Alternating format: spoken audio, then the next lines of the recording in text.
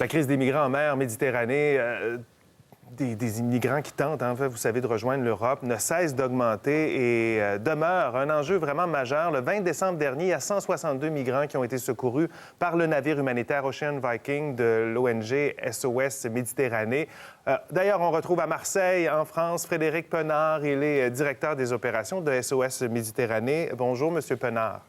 Bonjour. Alors, un autre sauvetage, quelques jours avant Noël, je disais 162 personnes, dont une cinquantaine de mineurs, 5 femmes enceintes. Dans quel état étaient-ils?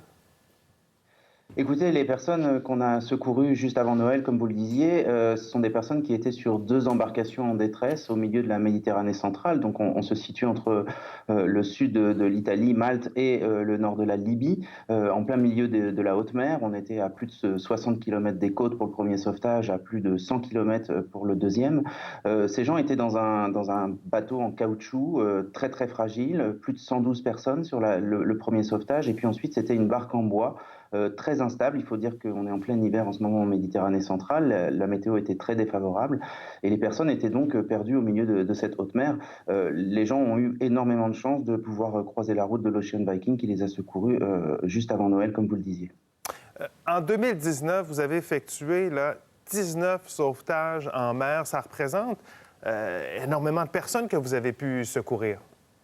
Oui, ce sont 1373 personnes qui ont été secourues par l'Ocean Viking et portées en lieu sûr en Italie et à Malte.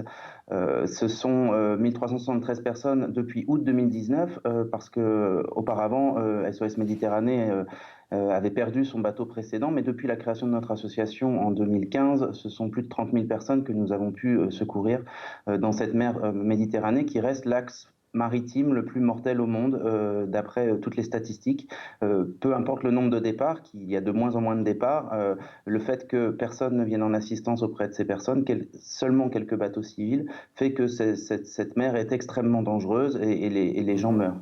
Et pour la plupart, ils tentent de fuir la Libye? Oui, absolument. L'immense majorité des personnes que nous avons secourues jusqu'à aujourd'hui sont des personnes qui nous racontent toujours la même histoire depuis 4 ans maintenant. Elles fuient la Libye, elles fuient des conditions terribles qui sont très documentées aujourd'hui par les Nations Unies, par tous les États de l'Union européenne. Les personnes en migration se retrouvent coincées dans des centres de détention officiels où elles sont relativement maltraitées, mais surtout des centres de détention non officiels où ces personnes sont victimes de tous les abus. On parle de torture, on parle de viol, on parle de travail forcé. Ces personnes sont parfois emprisonnées pendant des mois, des années, et puis elles fuient à un moment, quand elles le peuvent, elles fuient sur des embarcations extrêmement fragiles vers le nord, vers l'Europe, effectivement. Et c'est dans cette mer Méditerranée centrale que nous leur portons secours lorsque nous les trouvons. Bon, vous parlez d'embarcations fragiles. Ce sont des fuites extrêmement risquées, des opérations de sauvetage également périlleuses, on imagine. C'est pas évident de sauver toutes ces personnes en mer comme ça. C'est extrêmement technique, c'est le seul endroit au monde où de telles opérations de sauvetage ont lieu. On parle de sauvetage parfois d'embarcations de plus de 100 personnes. Il faut imaginer qu'au milieu de la haute mer, c'est-à-dire quand on ne voit rien d'autre, aucune côte aucune côte à l'horizon, il faut pouvoir approcher ces embarcations, gérer la panique des gens, gérer les urgences et faire en sorte que cette situation qui est extrêmement instable ne tourne pas au cauchemar avec des embarcations qui se cassent, qui se renversent, qui chavirent, qui se dégonflent. Il faut savoir que ce sont des embarcations extrêmement pauvres, de fabrication très aléatoire. Et on a vu malheureusement dans l'histoire des SOS Méditerranée plus d'une fois ces embarcations chavirer à notre approche. Oui, et ça a causé des décès, malheureusement. En terminant, l'Europe est toujours divisée sur l'accueil des migrants rescapés. Comment s'annonce 2020? Écoutez, l'Europe est divisée, elle est parfois malheureusement depuis quelque temps bien unie pour ne rien faire. L'Europe laisse cette frontière sud de son continent complètement vide. Simplement quelques organisations civiles, ONG comme la nôtre, sont là pour porter assistance, alors que c'est le devoir de tous les marins en haute mer, porter assistance aux personnes en danger. L'Europe aujourd'hui brille par son inaction. Il y a très peu d'initiatives qui sont prises.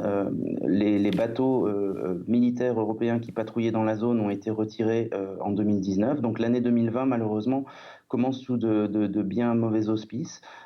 Aujourd'hui, le seul petit espoir que nous avons, c'est que l'Europe arrive à comprendre que ce sont ces valeurs qui coulent en Méditerranée plus qu'autre chose, et qu'elle réalise un petit peu un système un petit peu plus efficace, qu'elle mette des moyens et qu'elle organise notamment la possibilité pour les bateaux civils de débarquer en lieu sûr comme l'exige le droit maritime.